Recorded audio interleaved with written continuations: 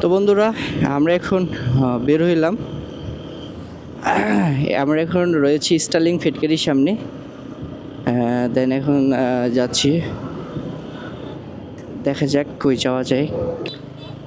তো এই যে আমরা এখন হরিণাটির ভিতরে ঢুকতেছি। এই যে জনগণের অভাব নেই হরিণাটিতে।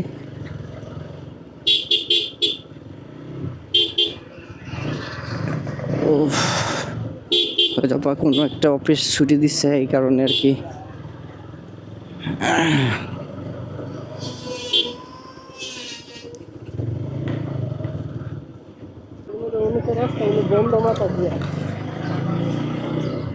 এই যে যত জনগণ দেখতেছেন, এগুলি কিন্তু সব গার্মেন্টসের জনগণ। হ্যাঁ, এখন বাজে 2:30, গার্মেন্টসের হয়তো বা ছুটি, এই কারণে এত জনগণ দেখা যাচ্ছে। তো আমাদের গাজীপুরের সবচেয়ে জনবসতি আর কি এই হরিণাটি।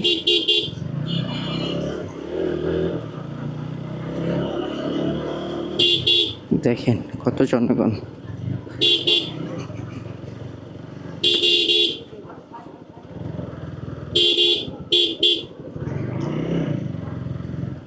প্রচুর মানুষ। ওই দেখেন রাস্তার কাজ চলতেছে, আবার আখের রস পাওয়া যায়। রাস্তা বন্ধ, তো রাস্তা বন্ধ, রাস্তা তো চলতেছে, কাজ চলতেছে, তো এই কারণে লিখে রাখছে রাস্তা বন্ধ।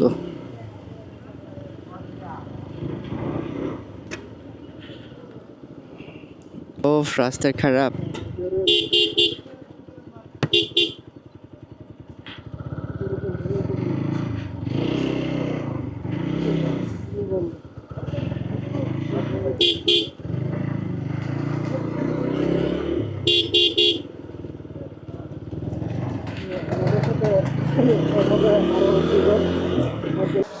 আমরা রেল লাইন পার হয়ে ডালাস ফিটকারির গেটে ওয়েট করতেছি এনামুল ভাইয়ের জন্য।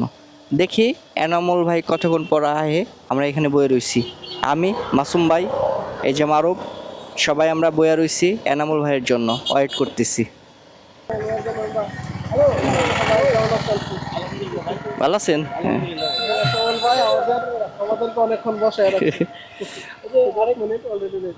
আমাদের কালিয়াকৈরের ভিতরে এই রাস্তাটা অনেক সুন্দর।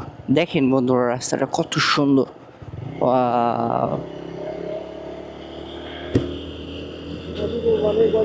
কত সুন্দর দেখেন। ফরেস্ট বাগানগুলি গাজীপুরে কত সুন্দর হয়, আপনাদেরকে দেখাই। আপনারা না দেখলে তো বিলিভ করবেন না। দেখেন কত সুন্দর, মন ছুঁয়ে যায়। আপনারা কি এই রাস্তাগুলি কি চিনেন? অবশ্যই চিনলে কমেন্ট করে জানাবেন। কত সুন্দর, ওয়াও।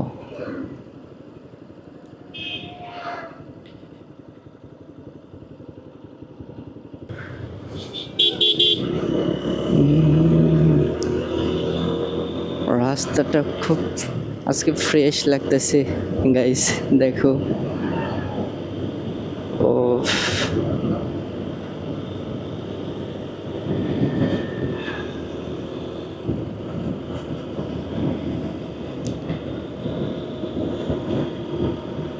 তো বন্ধুরা, গ্রামের বাজারগুলি কেমন হয় দেখেন। ছোট ছোট দোকান, এই দেখেন ইফতারি নিয়ে বই রয়েছে, কলা নিয়ে বই রয়েছে।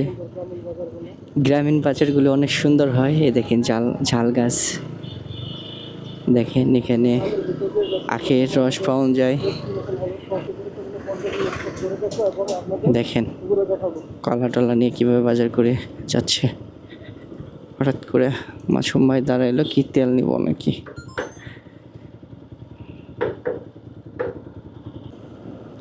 তো আমরা এখন আসছি সেই যমুনা ফিটকারি। এই হলো যমুনা ফিটকারি। দেন আমরা এখন যমুনা ফিটকারির সামনে দিয়ে যাচ্ছি, দেখা যাক আর কোথায় যাওয়া যায়। আমার সামনে মাসুম ভাই, এই যে যমুনা ফিটকারি।